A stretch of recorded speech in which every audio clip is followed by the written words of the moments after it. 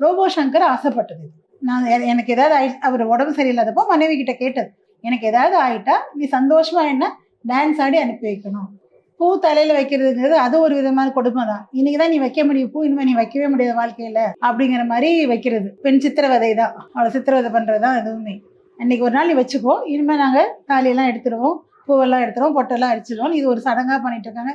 இன்னும் சொல்லப்போனால் கண்ணாடி வளையல் கையில் போட்டு அதை நொறுக்குவாங்க. இதெல்லாம் பார்த்தீங்கன்னா கொடூரமாக இருக்கும். பிறக்கும்போது இப்படியே தான் பிறந்தாங்களா? நடுவில் வந்த உறவு, அதுக்கு மேலே பாசம் அன்பு எல்லாம் ஓகே. ஆனால் அந்த பூ வைக்கிறது, பொட்டு வைக்கிறது, வளையல் போடுறதெல்லாம் தப்பாக பேசுறதுங்கிறது வந்து ரொம்ப தப்பான விஷயம். அண்ட் இந்த இஷ்யூவில் பர்டிகுலராக ரோபோ சங்கர் ஆசைப்பட்டது. நான் எனக்கு ஏதாவது அவர் உடம்பு சரியில்லாதப்போ மனைவி கிட்ட கேட்டது, எனக்கு ஏதாவது ஆயிட்டா நீ சந்தோஷமா என்ன டான்ஸ் ஆடி அனுப்பி வைக்கணும். அவங்களோட ரிலேஷன்ஷிப்பில் என்ன நடந்துன்னு யாருக்கு தெரியும்? அவங்க சொன்னனால தான் அவங்களால அதை செஞ்சுருக்காங்க. அவரோட சந்தோஷப்படுத்த அவங்க உள்ளுக்குள்ள அவ்வளோ வலிகள் வேதனைகள் இருந்தாலும் அதை மறைச்சிட்டு ஹஸ்பண்டுக்காக அவங்க அந்த மாதிரி டான்ஸ் ஆடி அவர் அனுப்பிச்சி வச்சுருக்காங்க. இதில் என்ன தப்பு இருக்குது? அவருக்கு தெரிஞ்சிருச்சு நமக்கு ஃபுல்லாக லிவர் போயிடுச்சு, நம்ம இறந்து போகிறோம் தெரிஞ்சிருச்சு. ஒய்ஃப் கிட்ட ஒரு ரெக்வஸ்ட் வச்சுருக்காரு, எனக்கு சந்தோஷமாக அனுப்பி வைக்கணும் அப்படின்னு. அது அவங்க செஞ்சுருக்காங்க. இதை பற்றி பேசுறதுக்கு யாருக்குமே ரைட்ஸ் இல்லை, நமக்குமே ரைட்ஸ் இல்லை, எனக்குமே ரைட்ஸ் இல்லை.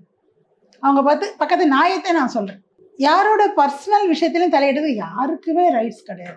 இது வந்து வேலை வெட்டி இல்லாதவங்க பண்ற வேலை.